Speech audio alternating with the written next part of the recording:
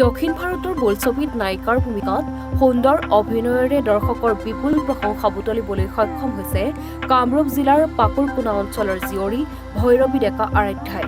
সফলতাৰ এই দীঘলীয়া যাত্ৰাৰ মাজতে অভিনেত্ৰীগৰাকী আহি নিজ ভূমিত উপস্থিত হোৱাৰ লগে লগেই অঞ্চলটোত এক উৎসৱমুখৰ পৰিৱেশ সৃষ্টি হয়।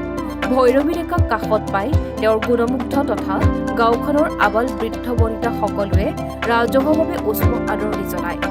লগতে গাঁৱৰ ৰাইজে অভিনেত্ৰীগৰাকীৰ এই সফলতাত আনন্দ প্ৰকাশ কৰি এক বিশেষ সম্বৰ্ধনা অনুষ্ঠানৰো আয়োজন কৰে।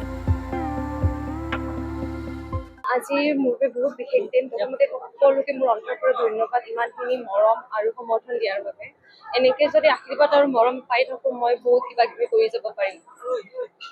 বাকী জুবিন দাক আজি মঞ্চত হয় হয়, জুবিন দাটো আমাৰ কাৰণে বহুত অমূল্য সম্পদ হয়। তেওঁতো সদায় মনত আছে বাৰু, কিন্তু আজি এই বিশেষ দিনটোত মই তেওঁকো এবাৰ বিশেষভাৱে মনত পেলাব বিচাৰিছিলোঁ। যথেষ্ট মৰম দিছে, ভাল লাগিছে। এনেকে সেইটোৱে কৰো, এনেকে মৰম দি থাকিলে এতিয়াতো বাৰু মোৰ আৰম্ভণিহে, আগলৈ বহুত ভাল ভাল কাম কৰি যাব পাৰিম। ফিল্মখনৰ গানটো থকা কিন্তু অসমীয়াৰ সংস্কৃতি দেখা গৈছে, মানে বিহু অকমান দেখা গৈছে। একচুৱেলি গানটো যেতিয়া শ্বুটিং চলি আছিলে, চ' মই কৰিঅগ্ৰাফাৰক গৈ কিনে অনুৰোধ জনাইছিলোঁ যে আমাৰ অসমীয়া ডান্সৰ ষ্টেপ এটা লাগে গানটোত, আৰু অসমীয়া গামোচা মই দিব বিচাৰোঁ। তেওঁ প্ৰথমতে অকণমান চিন্তা কৰিলে, তাৰপিছত তেওঁ মান্তি হ'ল।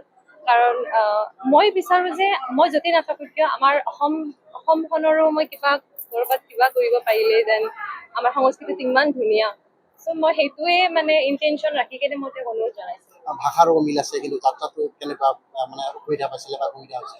বহুত অসুবিধা হৈছিলে প্ৰথমতে, বহুত বাৰ ৰিজেক্ট হৈছোঁ, কমচে কম 20-30 বাৰ ৰিজেক্ট হৈছিলোঁ মই।